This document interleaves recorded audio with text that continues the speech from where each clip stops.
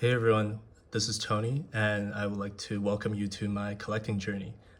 Before we start this video, I just really wanted to share a little bit more context about why I keep on saying welcome to the journey, and it's really to pay homage to one of my biggest inspirations for trying to start to create Pokemon content, which is a creator and collector called Twice Big Jake. And he always says, welcome to the hobby in the intro of all his videos. So I wanted to sort of play off of that and say like, welcome to the journey, since Jake is a really veteran collector who has been making videos for, 5+ years. I wanted to sort of think about like, what my takes are. I'm not a veteran collector by any means. I'm still very much a novice in so many aspects, but I wanted to share my perspective as a new collector. So this is my journey, and yeah, I hope the videos are enjoyable and entertaining.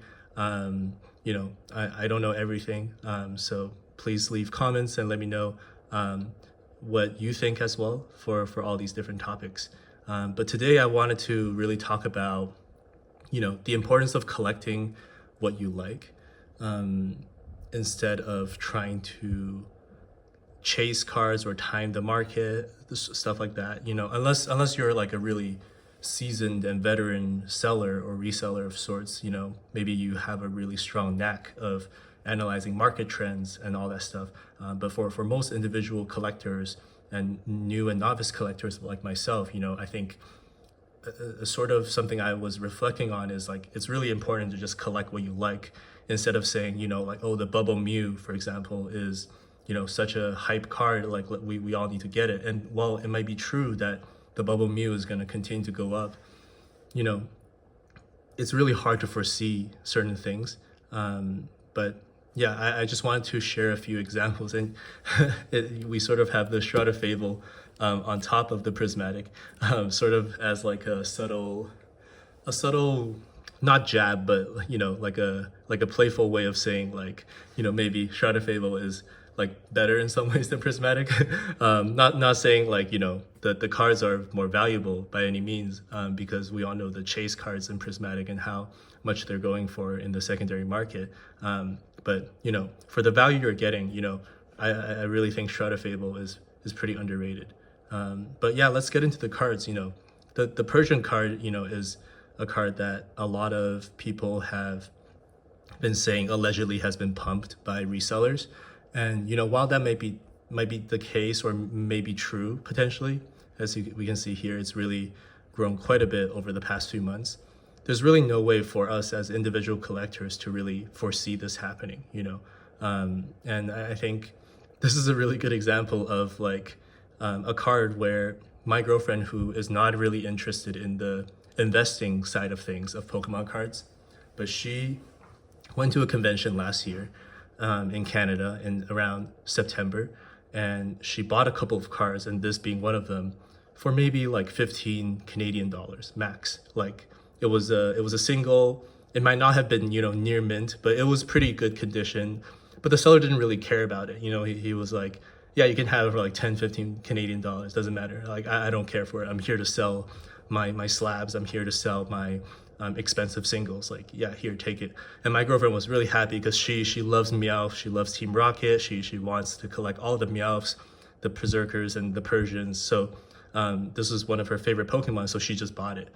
And it's crazy because this card has gone up by so much, and I've heard that you shouldn't always look at TCG Player. Like another way to really double check is to look at eBay sold listings.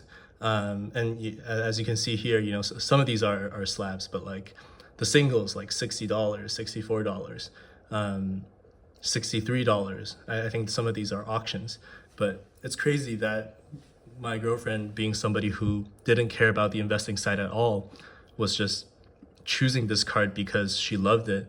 And now, if we're talking about just purely investing perspective, I'm not saying she would sell this card, because I asked her like, would you sell this card? And she's like, no, I would never, because I love the Persian. But it's just funny that how things work sometimes. Like maybe you're really intentionally trying to invest, but your returns aren't as good as somebody who is unintentionally investing or just buying cards for the sake of how much you like them. And another example is this Gasly card. She probably got this card. I mean, it wasn't significant at all. It was a very cheap card last year. Nobody really cared about it. And she just wanted to, again, collect all of the Gaslys, Haunters, and Gengars. And she struck lightning again. Another cool detail is that there was a Meowth in this illustration rare. So maybe the secret is to just collect all cards that have Meowth or Persians. I don't know.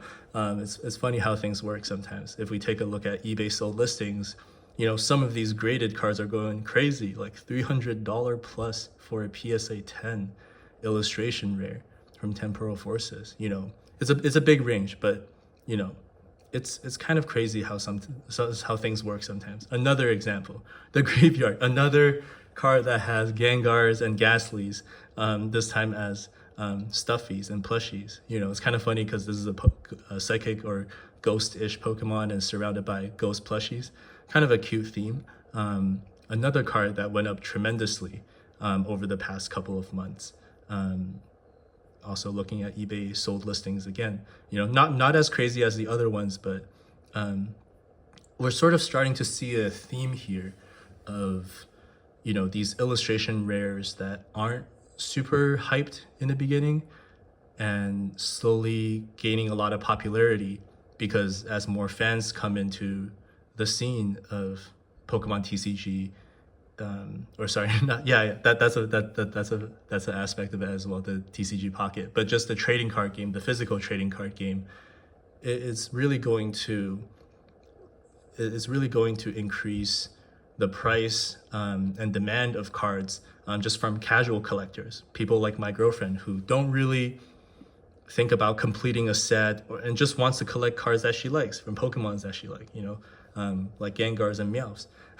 Myself personally, I really like Metagross. I collected almost every single Metagross card except for the really expensive ones where it's like $300 to $600. I'm okay for that, but this Metagross card, I remember getting it for like $5 Canadian. So it's gone up a little bit. Not as crazy as some of the cards that she picked out, but I think another example of an illustration rare of a Pokemon that you like personally that other people also like. Like Pokemon is a very fun thing where a lot of people relate to similar Pokemon. So you have all of these people coming back into the hobby like myself who really like a certain Pokemon and are just going to search up cool cards, and we might not really care about the rarity of it, if it's an SIR, if it's a secret rare, if it's a chase card. We're just gonna buy things that we like. It's kind of almost simple, like really simple in that case. But yeah, I just wanted to share a few of these examples. And when we're thinking about these really expensive products like the Prismatic Evolution on the secondary market, it's going for up to 110 USD, 120 USD, and those chase cards, thousands of dollars.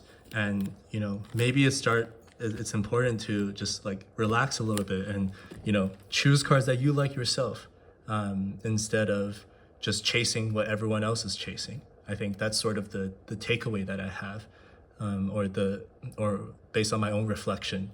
Like it's important to have fun, and like it's hard to have fun when you're all chasing the same cards. Granted, there are cards that I like personally that are expensive, and we'll save that video for the next day, I think, because I have been looking at some eBay listings. But just wanted to share that real quick, and have a good one. Take care.